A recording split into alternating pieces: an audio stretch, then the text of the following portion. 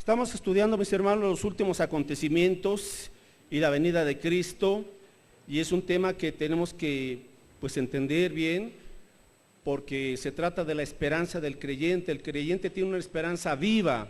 La gente no sabe qué va a pasar en el futuro, pero el Señor en su misericordia nos ha permitido entender lo que va a suceder, y a fin de cuentas Apocalipsis, aunque es un libro que describe la tremenda tribulación que sucederá en los 7 años que después de que la iglesia sea arrebatada, pero también Apocalipsis es eminentemente un libro de esperanza y de victoria. Para eso fue escrito, para darle al creyente la certeza de que a fin de cuentas nuestro Dios vencerá, se hará su voluntad perfecta, a pesar de la oposición del pecado, del hombre y del maligno. Nuestro Dios reinará. Y Apocalipsis 11:15 dice aquí en este capítulo, Apocalipsis 11:15, el séptimo ángel tocó la trompeta y hubo grandes voces en el cielo que decían: los reinos del mundo han venido a ser de nuestro Señor y de su Cristo, y Él reinará por los siglos de los siglos. ¿De qué se trata la vida? Del reino de Dios, del gobierno de Dios, ¿verdad?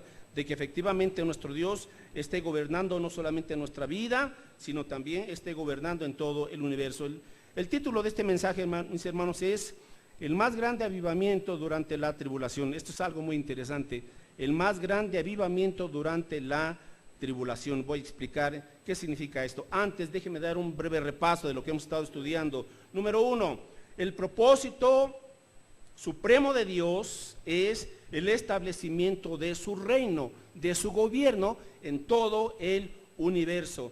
Ahorita el reino de Dios no se está llevando a cabo como Él lo ha establecido, porque está el pecado de por medio, porque está Satanás y sus demonios de por medio, pero un día se hará la voluntad perfecta de Dios a través de su gobierno. En el gobierno de nuestro Dios, cuando Él esté gobernando perfectamente, como Él lo hace, será un reino sin dolor, en donde no habrá enfermedad, en donde no habrá muerte, ni pecado, ni Satanás. ¿Se da cuenta? La esperanza que nos espera a los creyentes, un reino perfecto, sin dolor, sin enfermedad, sin muerte, sin pecado, sin Satanás. Un reino en donde adoraremos a Dios, disfrutaremos de su perfecto amor, disfrutaremos de su gozo, disfrutaremos de su santidad. Y Apocalipsis 21:3 nos da un avance. El libro del Apocalipsis, diríamos, es el libro del avance de Dios, como una película en donde Dios ya nos da el final, ¿verdad?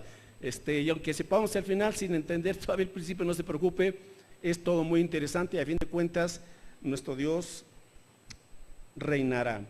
Apocalipsis 21:3, y oí una gran voz del cielo que decía: el tabernáculo de Dios con los hombres, y Él morará con ellos, y ellos serán su pueblo, y Dios mismo estará con ellos como su Dios. Enjugará Dios toda lágrima de los ojos de ellos. Ya no habrá muerte, ni habrá más llanto, ni clamor, ni dolor, porque las primeras cosas pasaron. Verso 5, y el que estaba sentado en el trono dijo: he aquí, yo hago nuevas todas las cosas, y me dijo: escribe, porque estas palabras son fieles y verdaderas. Entonces, grandes cosas nos esperan a los creyentes, amados hermanos. Y Apocalipsis 22, del 3 al 5, y no habrá más maldición. Está hablando de la nueva Jerusalén, de los nuevos cielos y la nueva tierra. No habrá más maldición, y el trono de Dios, aquí está el trono de Dios, o sea, el gobierno de Dios y del Cordero de Jesucristo, estará en ella, en esa nueva ciudad, y sus siervos le servirán, o sea, nosotros. Verso 4, y verán su rostro, y su nombre estará en sus frentes. De alguna forma podremos ver a nuestro Dios, porque tendremos un nuevo cuerpo, un cuerpo glorificado que será habilitado para ver quién es Dios, cómo es Dios, para ver al Cordero, a nuestro amado Señor Jesucristo. Verso 5, no habrá en esta ciudad celestial, no habrá ya más noche, y no tiene necesidad de luz de lámpara ni de luz del sol, porque Dios, el Señor, los iluminará, o sea, su gloria, y reinarán por los siglos de los siglos. Mis hermanos, estamos llamados a reinar en el universo. Esto es algo asombroso. Reinaremos en el universo, en el nuevo universo que Dios creará. Entonces, número 1, el propósito de Dios es el establecimiento de su reino. Número 2, los creyentes tenemos una esperanza viva y eterna, una esperanza, algo que nos da la paciencia y algo que nos da una expectativa para decir, a pesar de lo que estamos enfrentando en este mundo, Señor, algo, o sea, lo mejor está aún por venir, amados hermanos. ¿Y qué es eso? Que viviremos eternamente con Jesucristo, que le podremos ver cara a cara, que habitaremos en esa ciudad celestial, todos los creyentes, que esperamos cielos nuevos y nueva tierra. Busque 2 de Pedro 3:13. 2 de Pedro 3:13. Estoy haciendo un repaso muy rápido para poder refrescar lo que hemos visto y prepararnos para lo que sigue. 2 de Pedro 3:13 dice el apóstol, pero nosotros esperamos, bueno, en el 12, esperando y apresurándonos para la venida del día de Dios, en el cual los cielos encendiéndose serán deshechos y los elementos siendo quemados se fundirán. O sea, un día se terminará con la tierra y con este universo y Dios creará nuevos cielos y nueva tierra. Verso 13, pero nosotros, y aquí está la esperanza, esperamos según sus promesas. ¿Qué esperamos? Cielos nuevos y tierra nueva en los cuales mora la justicia de Dios. Entonces, esa es nuestra esperanza, ver a Cristo, estar con Cristo y tener nuevos cielos y una morada celestial. Y también tendremos, queridos hermanos, un nuevo cuerpo, un cuerpo glorificado y eterno, semejante al de Cristo Jesús, ni más ni menos. Filipenses 3:19, aquí está esta otra promesa. Por eso los creyentes, para el creyente la muerte no es sino una puerta para la entrada a esa convivencia eterna con nuestro Dios. No es el acabose, no se termina todo, no.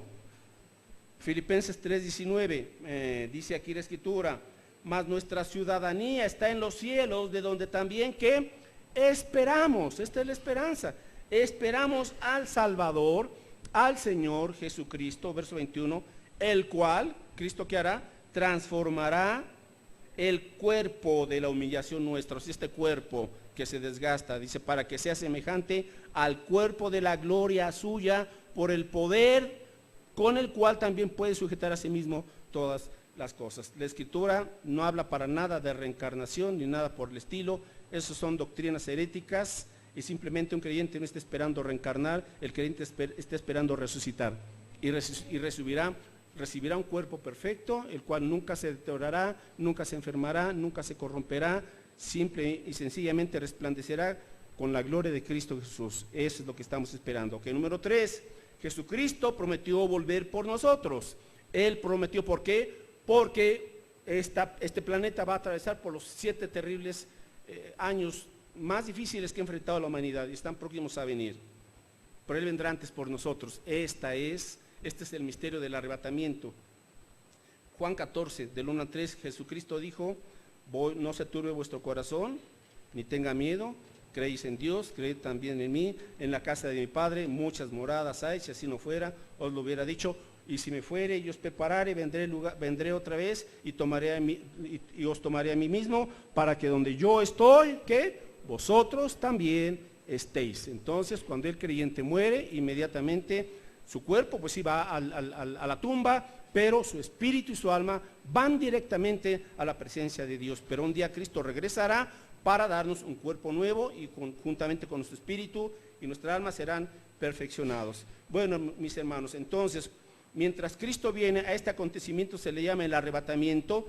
1 Corintios 15:51, estoy repasando estos versículos, subráyelos, anótelos, porque son las promesas de Dios que le dan a usted ánimo en los momentos también difíciles. 1 Corintios 15:51, el arrebatamiento, no se hablaba de él en el Antiguo Testamento, porque era un misterio, y Pablo mismo lo dice, era un misterio, solamente estaba en forma de cuadros, tipos o figuras. 1 Corintios 15:51 dice el apóstol Pablo, al hablar sobre este tema de la resurrección, que he aquí os digo un misterio, no todos dormiremos, o sea, no todos moriremos, pero todos seremos, ¿qué? Transformados si estamos en vida cuando venga Cristo. En un momento, en una fracción de segundo, dice, en un abrir y cerrar de ojos, en un pestañear, a la final trompeta, porque se tocará la trompeta y los muertos serán resucitados incorruptibles y nosotros seremos transformados, porque es necesario que esto corruptible se vista de incorrupción y esto mortal se vista de inmortalidad. Entonces tendremos un cuerpo inmortal, un cuerpo perfecto, un cuerpo incorruptible que no se descompondrá, siempre estará perfecto. Por eso en el cielo no habrá hospitales, ni habrá doctores, ni nada por el estilo, ni habrá medicinas, simplemente porque no necesitaremos nada de eso. Bueno, el arrebatamiento. Ahora, mis hermanos, el arrebatamiento puede ser en cualquier momento. Puede ser dentro de una hora, puede ser dentro de una semana, puede ser dentro de un mes, no sabemos, o dentro de 3 años, solamente Cristo lo sabe, pero tenemos que estar preparados. En cualquier instante Él vendrá.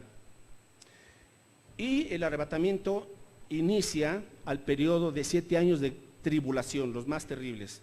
Los creyentes no atravesaremos la tribulación. Hay algunas iglesias cristianas pues que tienen esa postura y que dicen sí, la iglesia atravesará la tribulación, pero hay varios pasajes, nada más quiero mostrarle uno en donde se nos dice que Dios guardará a su iglesia de la tribulación. Primera Tesalonicenses 5, 9 y 10, subraya estos versículos para que luego no le confundan y tenga usted su fe anclada y su esperanza anclada a las promesas de Dios. Primera Tesalonicenses capítulo 5, versos 9 y 10, dice el apóstol Pablo, porque no nos ha puesto Dios para ira. ¿Qué es la tribulación? Sino la ira de Dios manifestándose al mundo, los juicios. No nos ha puesto Dios para ira, sino para alcanzar, ¿qué? Salvación por medio de nuestro Señor Jesucristo, quien murió por nosotros, para que ya sea que velemos o que durmamos, vivamos juntamente con Él. Por lo cual, animaos unos a otros y edificaos unos a otros, así como las 6. ¿Está claro, mis hermanos? Entonces, seremos guardados de la tribulación. ¿Por qué? Porque Cristo pagó la tribulación que merecíamos en la cruz del Calvario. ¿Por qué? Porque Cristo llevó en su cuerpo la ira de Dios, la ira justa de Dios ante la perversidad del hombre. Cristo la asumió, Él se hizo pecado por nosotros, no pecó, Él asumió nuestro pecado y nos libró de la ira de Dios a todo aquel que en Él cree, solamente por fe y arrepentirse de corazón. La salvación es por gracia, mediante la fe en Cristo Jesús. Por eso es que la iglesia será arrebatada. Y millones de creyentes, cuando venga Cristo, Él nos recibirá en las nubes. En un instante seremos levantados para estar con Él para siempre. Ahora, y cuando esto sucede, hermanos, ¿qué viene después? Bueno, ahorita les explico esto. El punto es ahora, mientras Cristo viene, ¿qué se espera de nosotros los cristianos? ¿Que nos crucemos de brazos? ¿Que estemos con la vida cómoda? No. Mientras Cristo viene, Él dice, prepárense y estén ocupados. Prepárense y estén ocupados. ¿Qué significa esto? Número 1, siendo fieles discípulos de Jesús, siendo discípulos fieles, comprometidos con Él. 2, que estemos creciendo a su semejanza, o sea, que estemos madurando en santidad, en el fruto del Espíritu, en amor, en gozo, en paz, en paciencia, etcétera. Madurando, creciendo, hermanos, no estancados. 3, que seamos fieles mayordomos, fieles administradores de los 3 recursos que Dios nos ha dado: tiempo, talentos y tesoro. Tiempo, talentos y tesoro.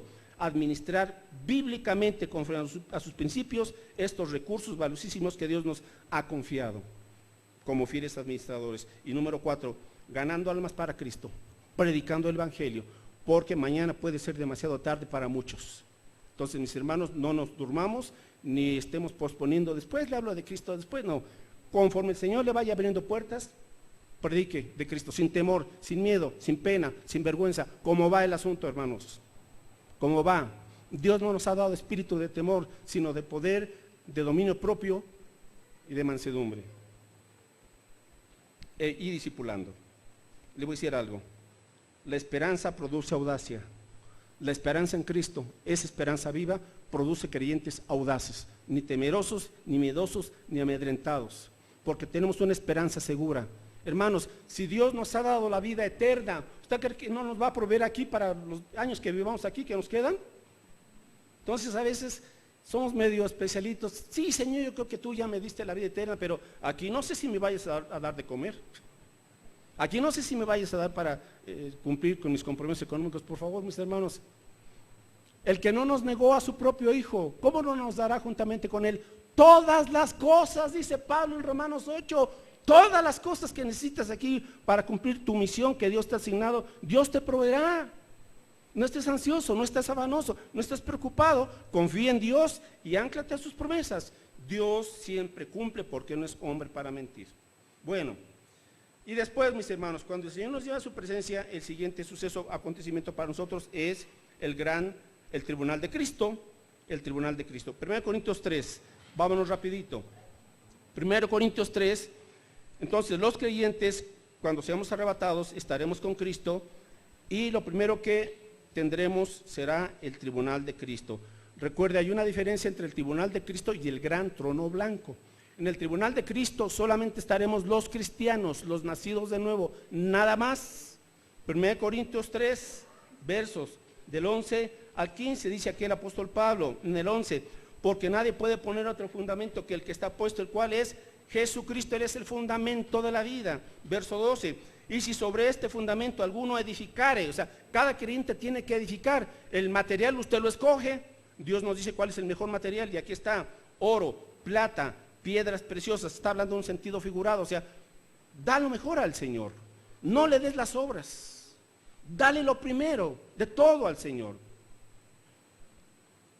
Hay también madera, heno y hojarasca, o sea, material de segunda.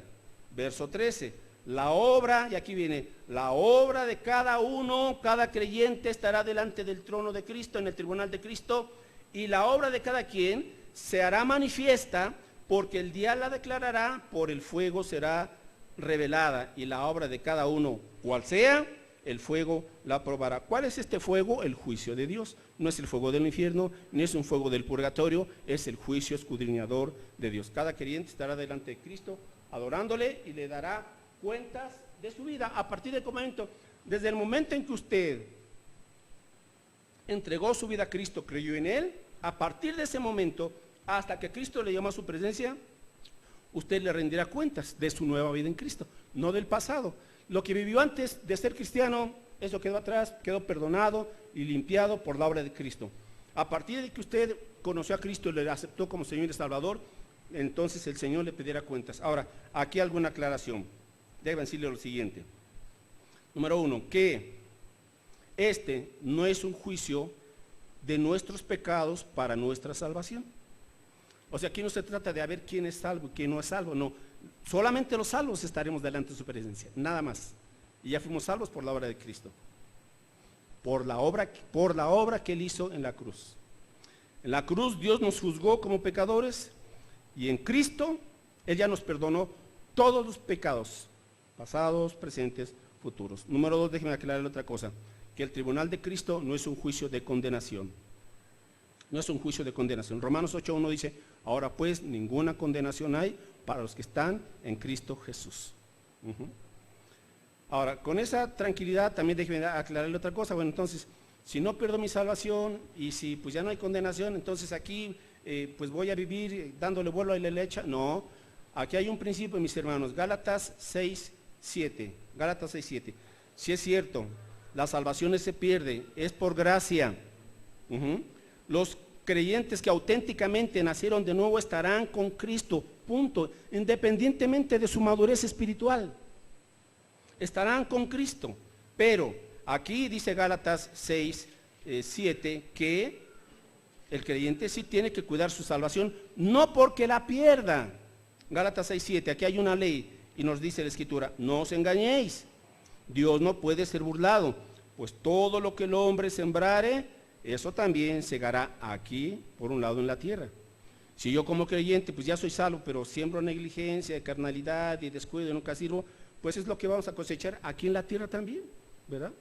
Y en un futuro, pues en la recompensa vamos a ver qué hay. Verso 8, porque el que siembra para su carne, de la carne segará corrupción, mas el que siembra para el Espíritu, del Espíritu segará vida eterna. Verso 9, por lo tanto, mis hermanos, no nos cansemos pues de hacer bien, porque a su tiempo cosecharemos si no desmayamos.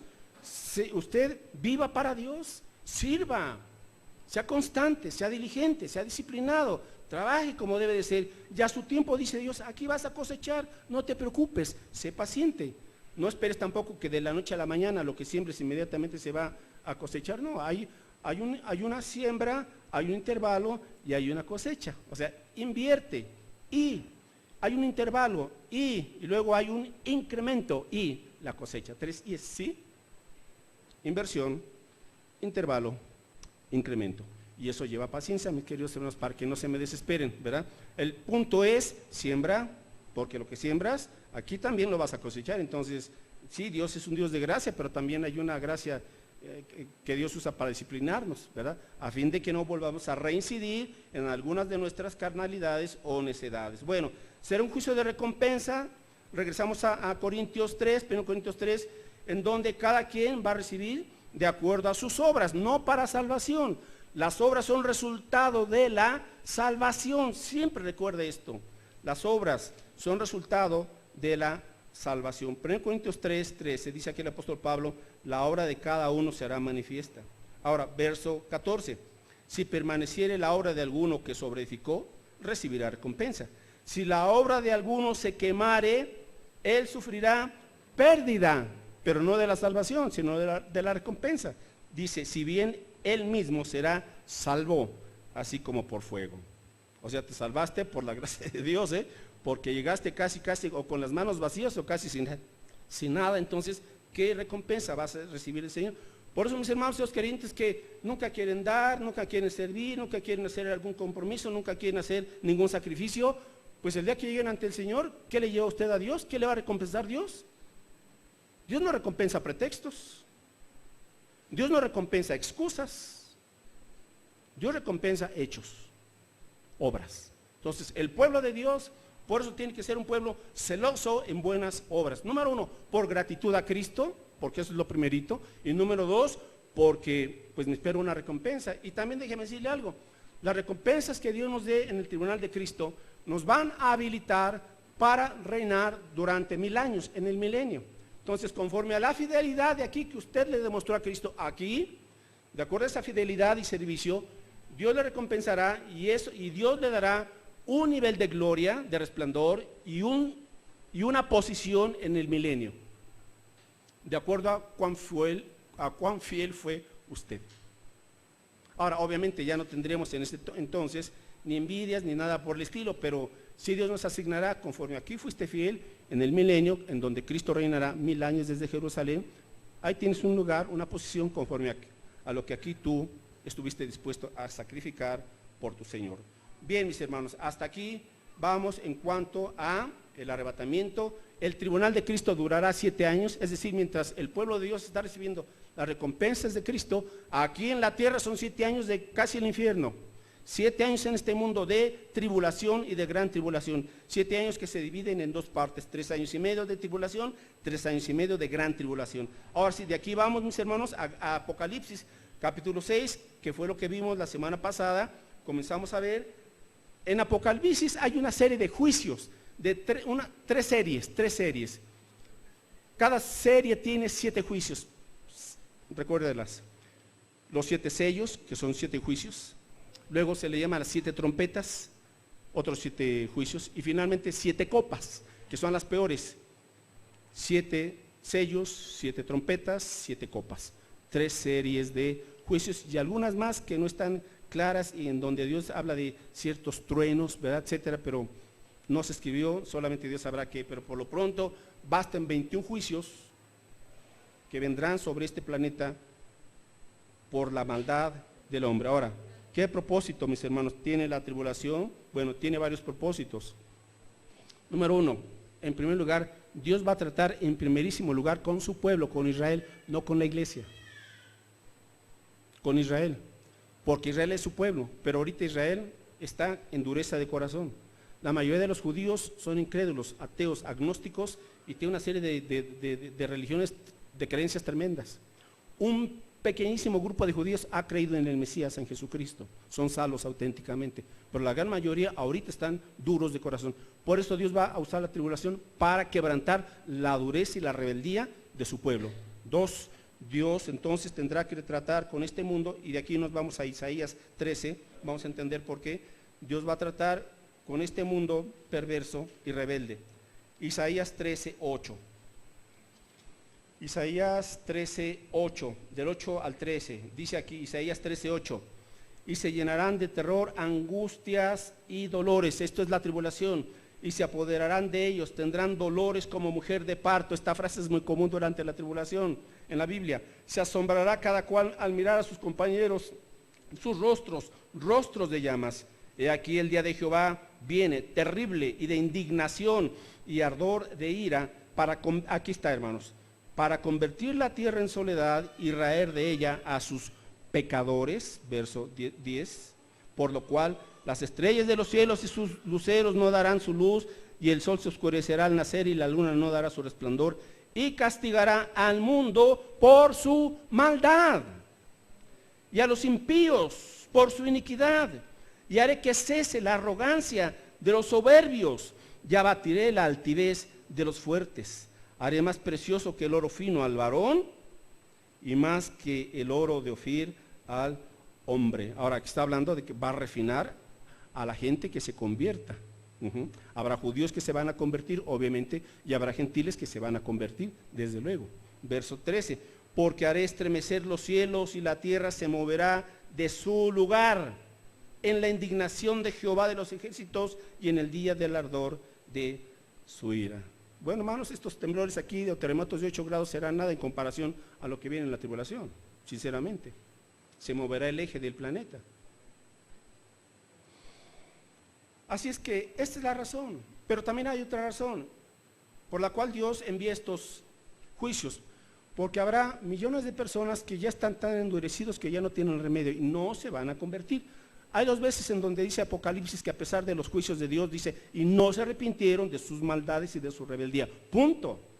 Pero habrá otro segmento de gente que sí se va a arrepentir, y eso es lo que vamos a ver a continuación. Entonces, regresamos a Apocalipsis, capítulo 6, los 6 sellos, pero comienza, al primer sello se le llama el caballo blanco, el jinete que monta a un caballo blanco, está hablando en un sentido, usando una figura, una metáfora, pero también es algo muy real. Apocalipsis 6, 2, y aquí un caballo blanco, y el que lo montaba tenía un arco, y le fue dada una corona y salió venciendo y para vencer. Vuelvo a hacer la pregunta que hice la semana pasada, ¿quién es este personaje que viene en un caballo blanco y que tiene un arco y que le fue dada una corona y salió venciendo y para vencer? Vuelvo a hacer la pregunta, ¿quién es? Ah, muy bien, se aprendieron, ¿verdad? Ok. La semana pasada muchos dijeron Cristo. No, no es Cristo. Por eso es el anticristo, porque se asemeja a Cristo. El anticristo no va a decir, hey, aquí estoy, yo soy el anticristo. No, él va a venir engañando a la gente, proponiendo paz y seguridad. Será una persona muy inteligente, muy capaz, será judío, y él se va a hacer por el Mesías. Él va a hacer que se confirme el tratado de 7 años de paz entre judíos y árabes. ¿Qué está proponiendo otra vez? Esto no es de ahorita, pero ya de hace años atrás. ¿Qué está proponiendo, por ejemplo, los presidentes de Estados Unidos, ahora a través de Trump y de su yerno Jared Kushner? Un tratado de paz. Están en eso. ¿Lo firmarán? ¿Quién sabe? Puede ser o puede ser que más adelantito, pero ya está todo esto, hermanos, se está perfilando. Si usted no quiere creer en Dios y no quiere creer en la Biblia es porque no lo quiere ver. Todo esto se está cumpliendo al pie de la letra. Cuando venga el anticristo, como la iglesia será arrebatada, habrá un caos mundial, ¿verdad? Una situación de, bueno, ¿qué es lo que está pasando?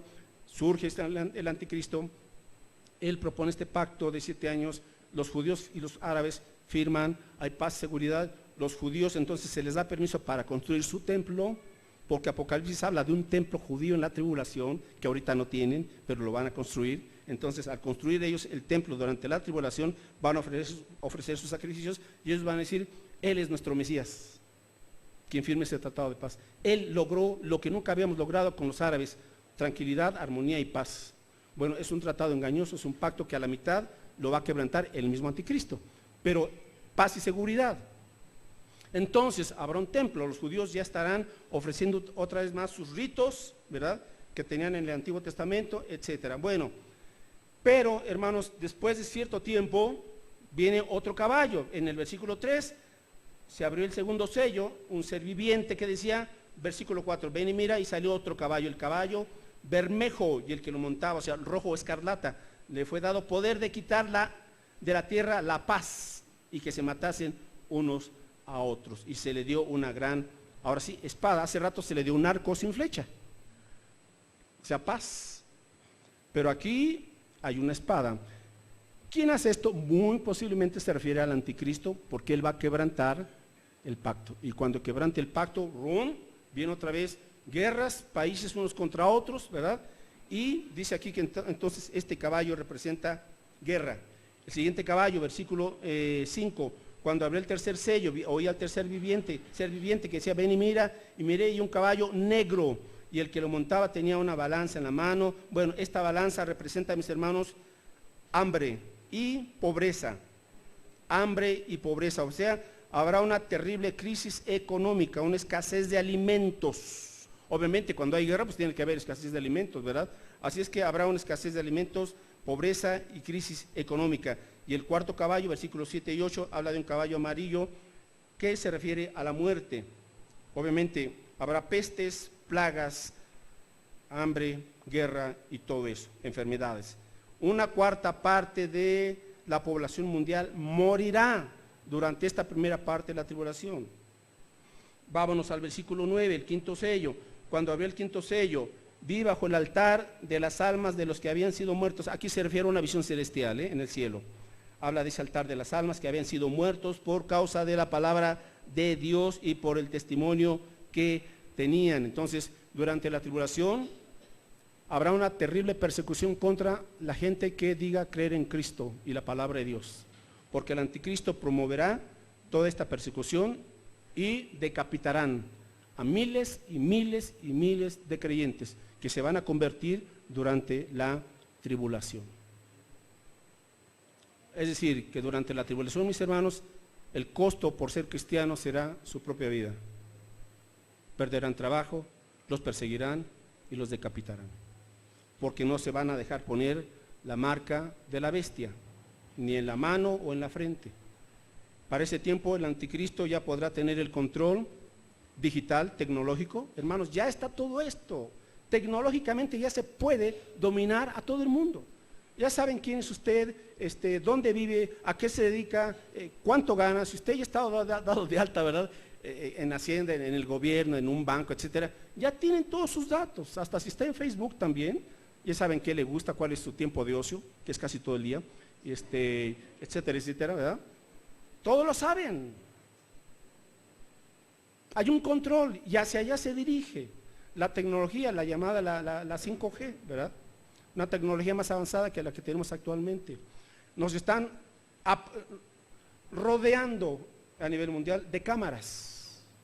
Ahora, su buen pretexto es para combatir la delincuencia. Cámaras en todas partes. Pero a final de cuentas, esas cámaras pues serán usadas para estar monitoreando y para estar checando a ver quién tiene la marca, quién adora a Dios, a la bestia, quién no quiere adorar a la bestia, no quiere, sobre él. Habrá un control absoluto, mis hermanos. Hacia allá va todo esto, Entonces, se acabará el efectivo, solamente tendrá uno que pagar vía digital o vía un chip, ¿verdad?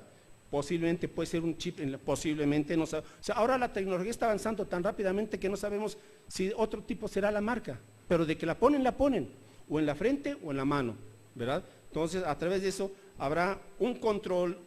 Lo que está proponiendo hoy, necesitamos un nuevo orden mundial, ¿verdad? Un nuevo orden mundial, vean cómo está el mundo, la ONU se ha reunido, tienen un plan para el 2030, ciertas metas, y dentro de esas metas queremos tener controladito el mundo con todos sus datos. Entonces, ¿quién estará coordinando o detrás inclusive de la ONU? Muy posiblemente también el anticristo, pero bueno, o será un líder de la Unión Económica Europea. Seguimos aquí, hermanos. ¿Qué decían estos creyentes, miles de creyentes? Verso 10, y clamaban a una gran voz, diciendo, ¿hasta cuándo, Señor, santo y verdadero, nos juzgas y vengas nuestra sangre de los que moran en la tierra? Recuerda esta frase en Apocalipsis, los que moran en la tierra, es una frase para los impíos. Verso 11, y a ellos, a los que fueron mártires por la causa de Cristo y de la palabra, se les dieron vestiduras blancas y se les dio que descansasen todavía un poco de tiempo, hasta que se completara el número de sus consiervos y sus hermanos que también habían de ser muertos como ellos. Bueno, mis hermanos, entonces aquí se hace este paréntesis, ¿verdad? Y luego en el versículo, ahorita hablaremos de este sello, aquí me quiero detener. Versículo 12, miré cuando abrió el sexto sello y hubo un gran terremoto y el sol se puso negro como tela de silicio y la luna se volvió toda como de sangre y las estrellas del cielo cayeron sobre la tierra como la higuera deja caer sus higos cuando es sacudida por un fuerte viento. Bueno, ¿qué pasará aquí? Pues que todos los que no creyeron en Cristo tendrán que enfrentar todo este tipo de desastres naturales, el sexto sello, desastres naturales. No quieren enfrentar la ira del Cordero, se siguen escondiendo. Y de aquí vamos al capítulo 7. Después de esto, verso 1. Vi 4 ángeles, etcétera, etcétera. Y de aquí nos vamos al versículo 2. Bueno, vi también otro ángel que subía de donde sale el sol y tenía el sello del Dios vivo y clamó a gran voz a los 4 ángeles a quienes se les había dado el poder de hacer daño en la tierra y el mar, diciendo: no hagáis daño a la tierra, ni al mar, ni a los árboles, hasta que hayamos sellado en sus frentes a los siervos de nuestro Dios. Y oí el número de los sellados, 144,000, de todas las tribus de los hijos de Israel. De la tribu de Judá 12,000 sellados, de la tribu de Rubén 12,000 sellados, de la tribu de Gad 12,000 sellados, y así se sigue hasta el versículo 8. Entonces, ¿qué sucede, mis hermanos? Al comenzar la tribulación, Dios manda a través de sus ángeles sellar a ¿cuántos? 44,000. ¿De qué nacionalidad son? Judíos, está muy claro. Ahora, vuelvo a insistir, porque los testigos en Jehová, esa secta, ellos dicen: no, pues nosotros somos los 144,000 escogidos. No me digas. A ver, precisamente platicaba esta semana con unos testigos de Jehová. Me abordaron, bueno, pues ándale pues, vamos a platicar. No voy ahorita a entrar en detalles porque ya se me está yendo el tiempo. Simple y sencillamente: oye, ¿quiénes son los 144,000?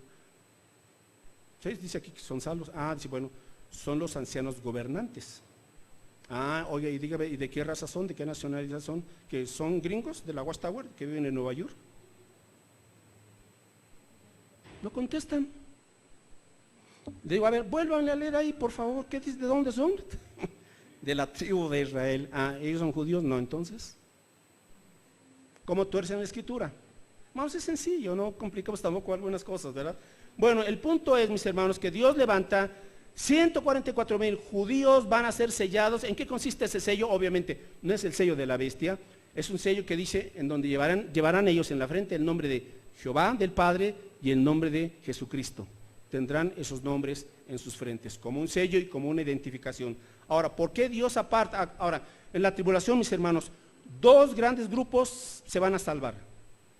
Un grupo, los 144,000 judíos, y el otro grupo, que vamos a ver a continuación, que son una gran multitud. Vamos al versículo 9.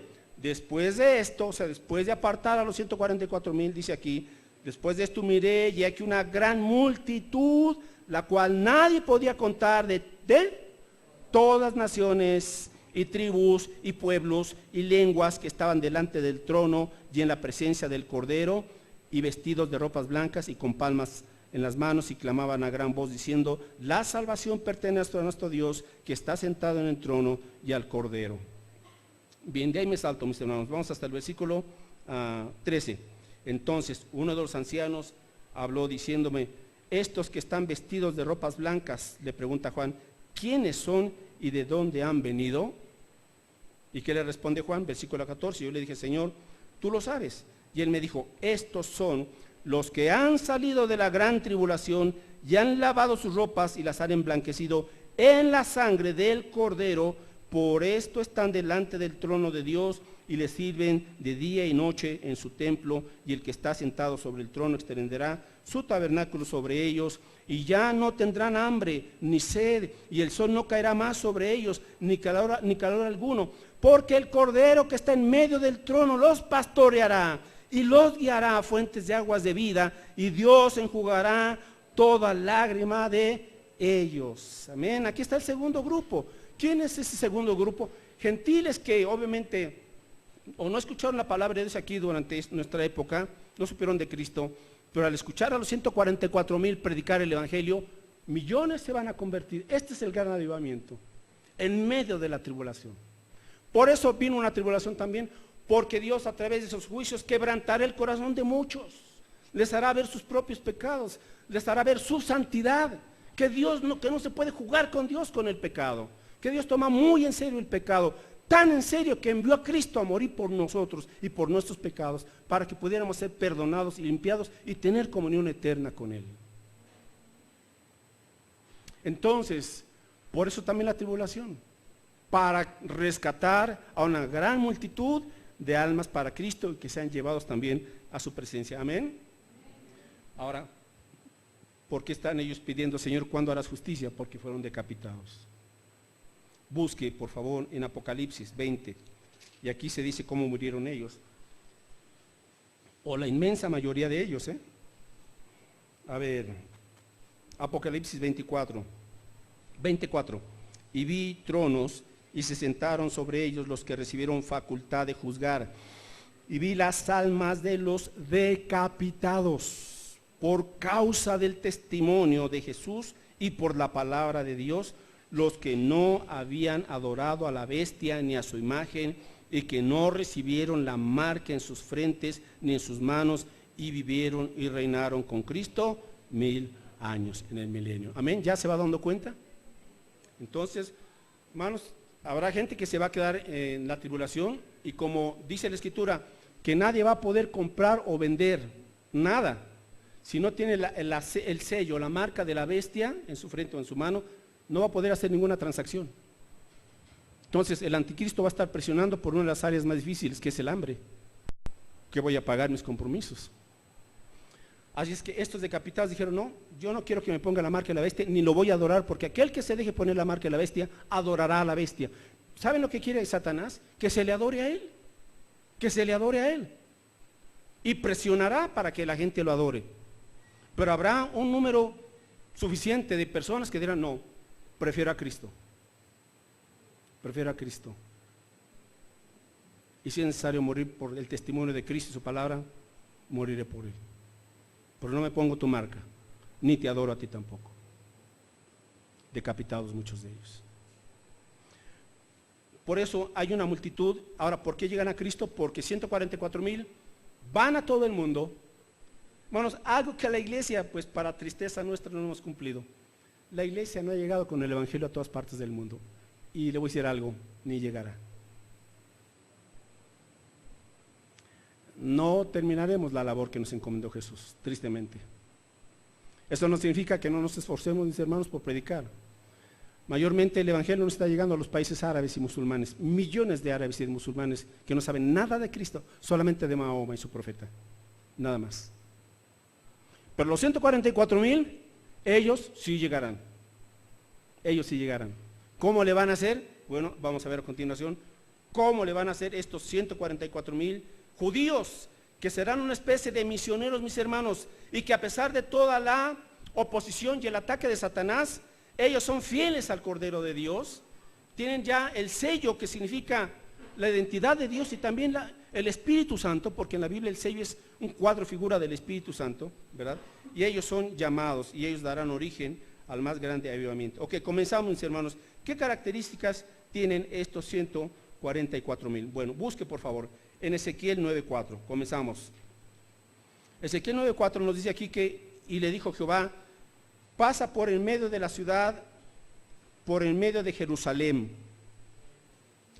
Ezequiel 9:4. Está hablando de un contexto judío.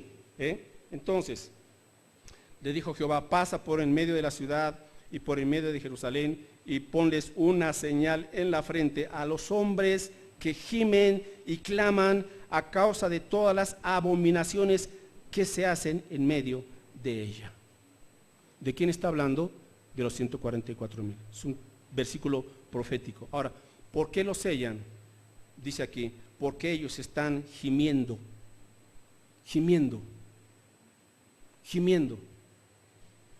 clamando a Dios. ¿Por qué? ¿Por qué hay ese gemir? ¿Por qué hay ese clamor? Dice ahí: por causa de todas las abominaciones que se hacen en medio de Jerusalén. Está hablando de Jerusalén, ¿Cuáles son estas abominaciones, mis hermanos? Pues le voy a mencionar por lo menos dos. ¿Sabe usted que en Jerusalén hay un lugar que se llama Tel Aviv? ¿Y sabe usted cómo se conoce a Tel Aviv? Como la capital de los gays, la capital de los homosexuales. Cada año en Jerusalén, homosexuales de todo el mundo y lesbianas van a Tel Aviv a hacer sus desfiguros. Esa es una abominación en la Biblia. Entonces hay judíos que ya desde ahorita están clamando por esa situación, porque es Jerusalén, la nación de Cristo. Y dos, porque en Jerusalén también hay muchos ateos, hay muchos agnósticos, y se rinde mucho culto, por ejemplo, a deidades ocultas, al ocultismo, a la hechicería. Hay mucho materialismo, mucha gente rica que adora el dinero, que tienen pacto con Satanás. Son las abominaciones. Y hay judíos que ya están clamando. Y a esos que están clamando, Señor, no permitas que esto siga sucediendo en tu tierra, en tu nación. Número 1, entonces, los 144,000 tienen esta característica, hermanos. Son intercesores, tienen celo de Dios y tienen un rechazo por el pecado. Vamos a aprender de ellos, mis hermanos, porque eso tenemos que aprenderlo también nosotros ahorita. ¿Por qué Dios los escogió, los seleccionó? Número 1, porque no eran indiferentes hacia la maldad. Hoy, mis hermanos, la gente se ríe del pecado, se ríe del pecado. Ya hay programas de puros chistes, de pura babosada.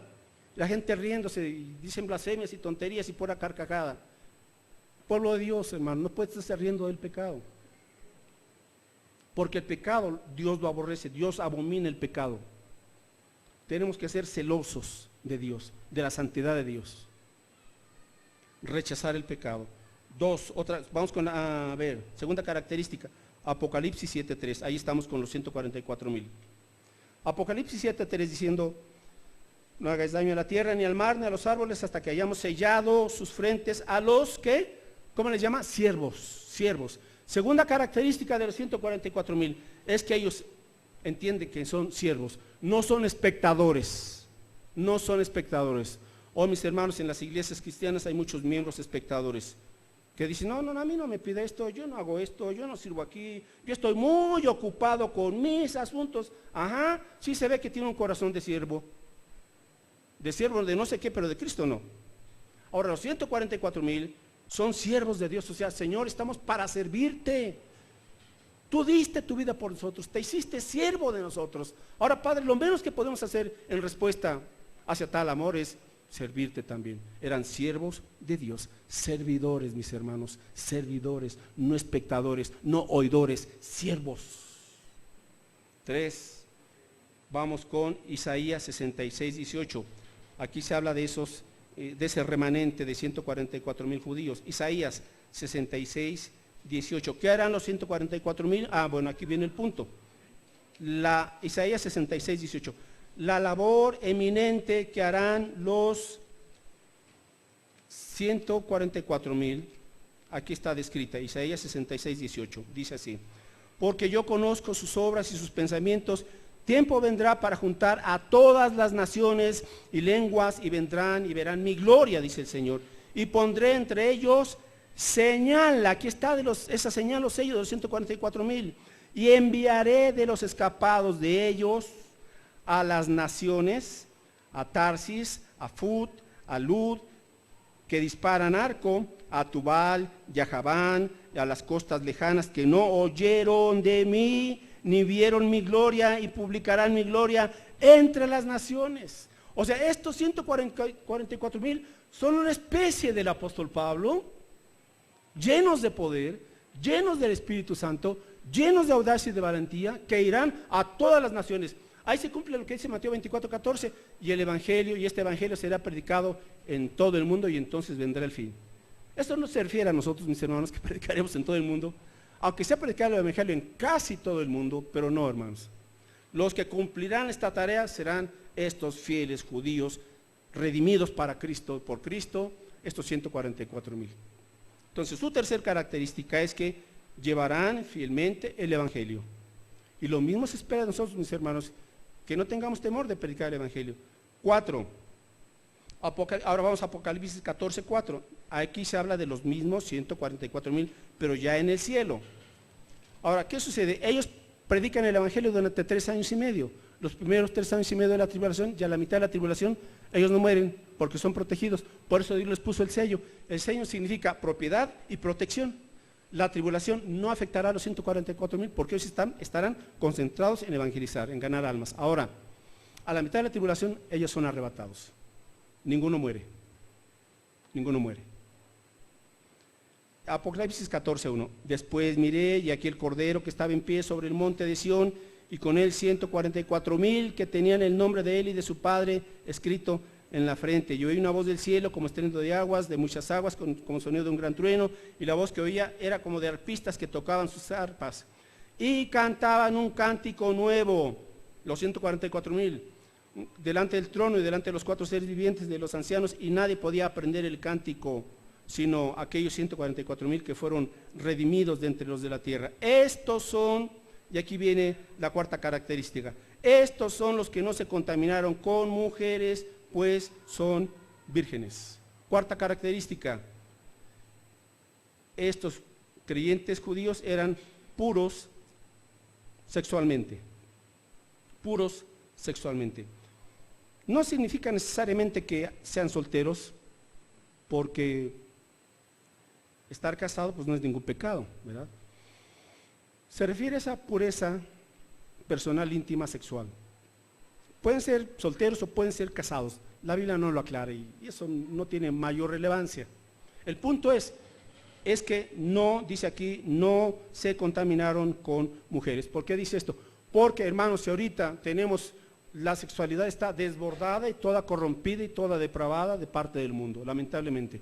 Entonces, imagínense, cuando la iglesia, que es la sal de la tierra, salga, entonces Satanás no tendrá ningún obstáculo para seguir lanzando cada vez más su lodo de maldad y de pecado y de inmoralidad. Entonces la sexualidad durante la tribulación será una depravación como nunca antes se ha visto. No hay valores, no hay mayor temor de Dios, entonces, pero estos creyentes se mantendrán puros sexualmente, no cederán ante las tentaciones, y también habla de una pureza de la idolatría, no se contaminaron con la ramera o la gran ramera, que es la falsa religión. Hermanos, la pureza en un creyente es indispensable para su vida cristiana victoriosa. Tenemos que mantenernos puros moralmente, puros en nuestra sexualidad, puros en nuestros pensamientos, en nuestros corazones. Les digo una cosa, no es sencillo, hay una lucha y lo tenemos que reconocer las mujeres y los varones cristianos, que a veces decimos, no, pues aquí entre los cristianos, no, ¿qué? Tenemos que reconocer, hermanos, que hay luchas, a veces hay luchas, algunos lucharán más que otros, pero al fin de cuentas hay cierta lucha y hay ciertas tentaciones. Entonces tenemos que guardarnos con el dominio del Espíritu Santo en pureza y mantener los pensamientos, porque de ahí viene todo. Ok, 5, seguimos en el versículo 4, ahí, Apocalipsis 14, 4. A ver, espérame tantito, no, en el versículo 4, sí. Estos son los que no se contaminaron con mujeres, pues son vírgenes. Estos son los que siguen, aquí está la quinta característica, siguen al Cordero por donde quiera que va. Estos fueron redimidos de entre los hombres como primicias para Dios y para el Cordero. Número 5, hermanos, fidelidad. Tenemos que ser discípulos fieles. Ellos eran discípulos fieles que, hermanos, siguieron al Cordero, cueste lo que le cueste, cueste lo que le cueste. Fieles, comprometidos. ¿Es usted un discípulo que sigue fielmente a Cristo, que está comprometido con Él, cueste lo que le cueste? O mejor dicho, según me convenga. Hoy para muchos esa es su filosofía. Pues sí, soy fiel a Cristo, pero hasta donde me convenga. No se puede eso. Fidelidad. Y la penúltima característica, sigue en el versículo 5. Y en sus bocas no fue hallada mentira. O sea, eran veraces. Hablaban la verdad. Tomaban sus decisiones en base a la verdad de Dios, no en base a las distorsiones o medias verdades del mundo, mis hermanos. El mundo hoy le llama verdad a lo pecaminoso o a lo mentiroso, y a lo mentiroso le llaman verdad, y mucha gente se está yendo, pues si es la mayoría, pues si es lo que está de moda, pues si es lo que está. No, ve lo que dice Dios, no lo que dice tal artista, tal político, tal empresario, tal, no, es que dice la palabra de Dios, la verdad. Y finalmente, dice ahí, y pues son sin mancha delante del trono de Dios. O sea, creyentes íntegros, santos, santificados. Viven de manera santa ante Dios. Aquí están, mis hermanos, el por qué Dios usó para el más grande avivamiento a estos 144,000. Déjenme hacerle una invitación. Yo no sé a cuántos Dios esté llamando de aquí para servir en su obra misionera. Ahora, no le estoy diciendo que va a pasar lo mismo va a tener lo mismo que enfrentar que los 144,000, pero como iglesia tenemos que levantar los ojos y tenemos que, mis hermanos, expandirnos, abrir obra nueva. ¿Le está llamando Dios? ¿De medio tiempo, de tiempo completo? ¿Le está llamando a Dios? Le pregunto. ¿O quiere la vida cómoda, tranquilita? Si Dios le está llamando a ser misionero, misionera, de medio tiempo, de tiempo completo, pues adelante. Hace un buen de años yo tuve también que tomar la decisión de venir aquí o quedarme cómodamente allá en Clavería, en Tacuba, con los hermanos del otro renuevo. Luego les compartí otra vez mi testimonio. Pero vale la pena, mis hermanos, obedecer a Dios. Cuando Dios le esté llamando, mejor que le obedezca. Oramos. Padre, gracias por tu palabra, porque nos pone, Señor, al tanto de lo que viene, pero a tus hijos nos has dado esta esperanza gloriosa. Gracias, Padre Santo, por tu misericordia, porque la iglesia no enfrentará estos años de tribulación, pero Señor, los que ya te conocemos, permítenos aquí recuperar esta consagración, esta dedicación, este gozo, esta pasión por ti y por tu obra, para que, Señor, el mundo no nos esté jalando, no nos esté absorbiendo, no nos esté distrayendo, no nos esté desviando de la verdad de tu palabra. Señor, no hay pretextos. Hoy nos has dado todo para ser fieles discípulos de Jesús. Todo, Señor. Solamente tenemos que ser fieles. Decir no al pecado, decir no a la carne, decir no al mundo, pero decir sí a tu voluntad perfecta. Padre, usa nuestras vidas, que podamos vivir, Señor, con esta esperanza anhelante y gozosa de que en cualquier momento, Jesús, tú nos levantarás para estar contigo y disfrutar de tu bendita y amorosa y santa presencia. Señor, que tu iglesia se consagre a ti completamente, que si hay alguien que no ha nacido de nuevo, Señor, aunque quizás sea miembro de esta iglesia, pueda tu Espíritu Santo quitarle esa venda y darse cuenta de la necesidad que tiene de auténticamente convertirse a ti, mi Señor.